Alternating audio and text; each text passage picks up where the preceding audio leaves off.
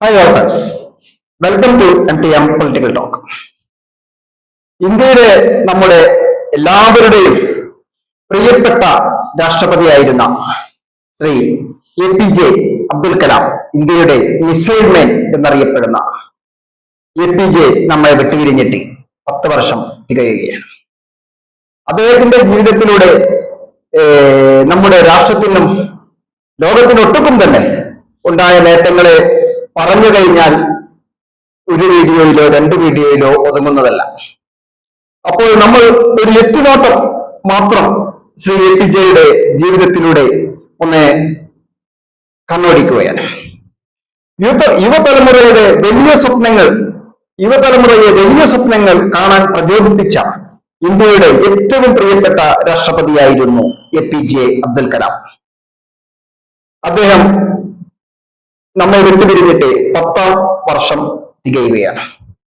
കുട്ടികളോടും യുവാക്കളോടും സംസാരിക്കാനും അവരെ എപ്പോഴും പ്രചോദിപ്പിക്കാനും എപ്പോഴും സമയം കണ്ടെത്തിയ ഒരു ഹൃദയ വിശാലതയുടെ ആൾരൂപമായിരുന്നു APJ.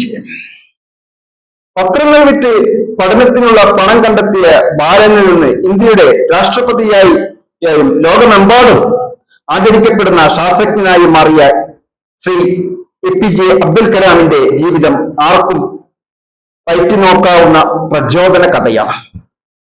ഉറങ്ങുമ്പോൾ കാണുന്നതല്ല സ്വപ്നം, മറിച്ച് നിന്നെ ഉറങ്ങാൻ അനുവദിക്കാത്തതാണ് സ്വപ്നം എന്ന കലാമിന്റെ വാക്കുകൾ ഇന്നും യുവതലമുറയെ നയിക്കുന്നു.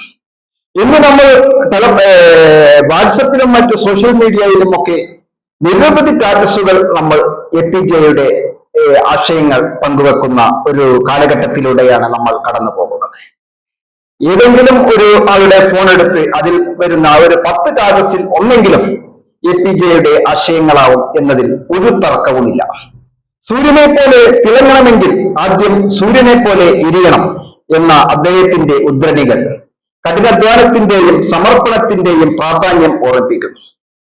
വർഷങ്ങൾക്ക് മുമ്പ് അദ്ദേഹം വിടവാങ്ങിയെങ്കിലും അദ്ദേഹത്തെ വാക്കുകൾ ജീവിതവും ഇന്ന് രാജ്യത്തിന് പ്രചോദനം പകരുന്നു. 1931 ഒക്ടോബർ 15 രാമേശ്വരത്ത് ജനിച്ച കലാം എളിയ സാഹചര്യങ്ങളിലാണ് വളർന്നത്.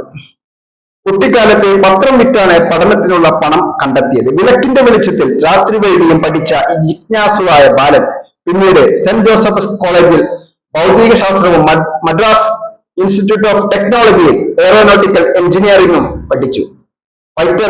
പൈലറ്റ് ആകണമെന്നായിരുന്നു അദ്ദേഹത്തിന്റെ മോഹം.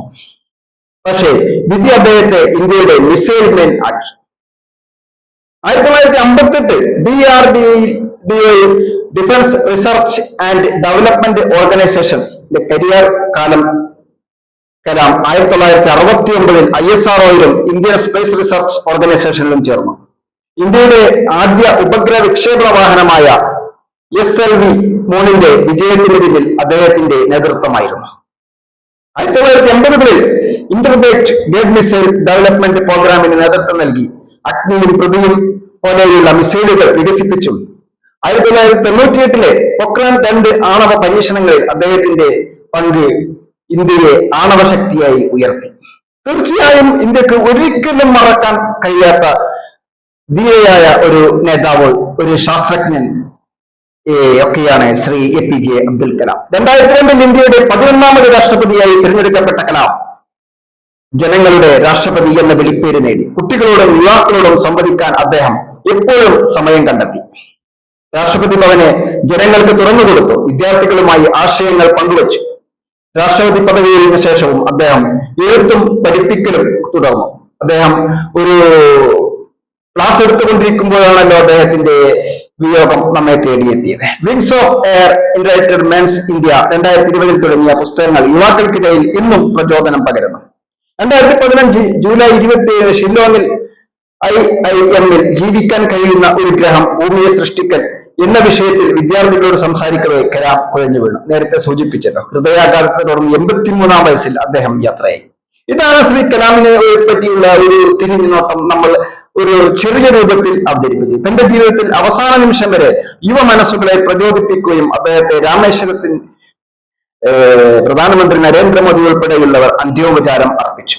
ഇന്ന് കലാമിന്റെ 10ാം ചരമവാർഷിക ദിനത്തിൽ രാജ്യമെമ്പാടും ആദരാഞ്ജലികൾ പരിപാടികൾ നടക്കുന്നു. അദ്ദേഹത്തിന്റെ ജീവിതവും വാക്കുകളും ഇന്ത്യയുടെ യുവതലമുറയെ ഇപ്പോഴും പ്രചോദിപ്പിക്കുന്നു.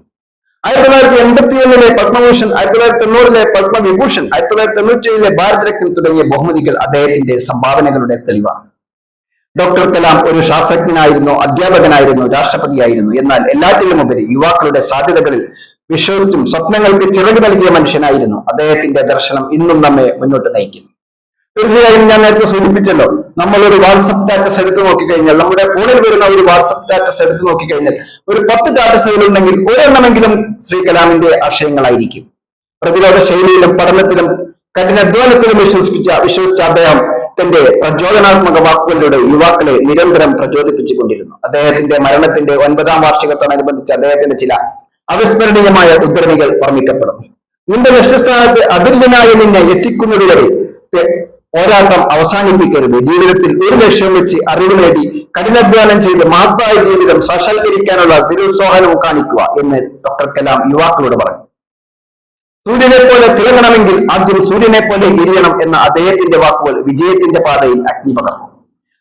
ദൃഢനിശ്ചയമാണ് നമ്മെ നിരാശകളിൽ നിന്നും പ്രതിബന്ധങ്ങളിൽ നിന്നും രക്ഷിക്കുന്ന ശക്തി. അത് നമ്മുടെ ഇച്ഛാശക്തിയെ വളർത്തുന്നു. അതാണ് വിജയത്തിന്റെ അടിസ്ഥാനം എന്ന് അദ്ദേഹം വിശ്വസിച്ചു. വിജയിക്കാൻ ശക്തമായ ദൃഢനിശ്ചയമുണ്ടെങ്കിൽ പരാജയം ഒരിക്കലും നിന്നെ മറികടക്കില്ല എന്ന് അദ്ദേഹം ഉറപ്പിച്ചു പറഞ്ഞു. ഇതൊക്കെയാണ് കലാമിന്റെ ഒരുപാട് ആശയങ്ങൾ. ഇന്ന് ഞാൻ നേരത്തെ സൂചിപ്പിച്ചതുപോലെ ഇന്നും നമ്മൾ എപ്പോഴും ഓരോ മിനിറ്റിലും ഓരോ മണിക്കൂറിലും നമ്മൾ പങ്കുവെച്ചുകൊണ്ടിരിക്കുകയാണ്. യുവാക്കളോട് ഒരിക്കലും വിട്ടുവീഴ്ച ചെയ്യരുതെന്നും അവരുടെ സ്വപ്നങ്ങളിൽ പിടിവാശി കാണിക്കണമെന്നും അദ്ദേഹം ഉപദേശിച്ചു. യുവാക്കളെ അനുരൂപതയിൽ നിന്ന് ഇഴക്കുന്ന ഒരു സമൂഹത്തിന് ഒരിക്കലും അഭിവൃദ്ധി കൈവരിക്കാനാവില്ല എന്നും അദ്ദേഹം ഉറപ്പിച്ചു. ആകാശത്തേക്ക് നോക്കൂ, നമ്മൾ ഒറ്റയ്ക്കല്ല, പ്രപഞ്ചം മുഴുവൻ നമ്മോട് സൗഹൃദപരമായാണ് സ്വപ്നം കാണുകയും പ്രവർത്തിക്കുകയും ചെയ്യുന്നവർക്ക് മികച്ചത് നൽകാൻ ഗൂഢാലോചന നടത്തുന്നു എന്ന അദ്ദേഹത്തിന്റെ വാക്കുകൾ ഇന്നും യുവതലമുറയ്ക്ക് പ്രചോദനമാകും. വിദ്യാഭ്യാസ പ്രവർത്തകൻ വിദ്യാർത്ഥികളിൽ അന്വേഷണം, ആത്മാവോ, സ്വർഗാത്മകതയും ധാർമ്മികതയും നേതൃത്വം വളർത്തണം എന്ന അധ്യാപകനായിരുന്നു കലാം ആഹ്വാനം ചെയ്തത്. നമ്മുടെ കുട്ടികൾക്ക് നല്ലൊരു നാളെ ഉറപ്പിക്കാൻ ഇന്നും നമുക്ക് ത്യാഗങ്ങൾ ചെയ്യാം എന്ന് അദ്ദേഹം ഉറപ്പിച്ചു.